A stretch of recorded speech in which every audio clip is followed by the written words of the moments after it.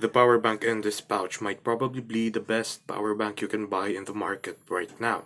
It's from the brand iFuture.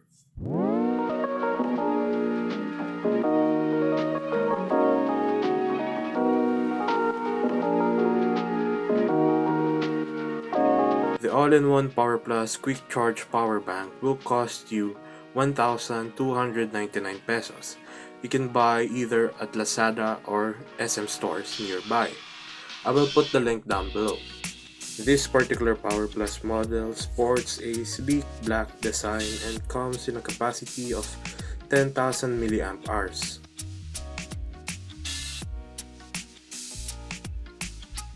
Alongside the huge capacity of this power bank, one of the main features of this particular model is the AC plug that comes included. So kahit wala ka nung power brick ay ma-charge mo yung power bank as long as mayroon kang AC outlet. This power bank has not only one, not only two, not only three, but four outputs.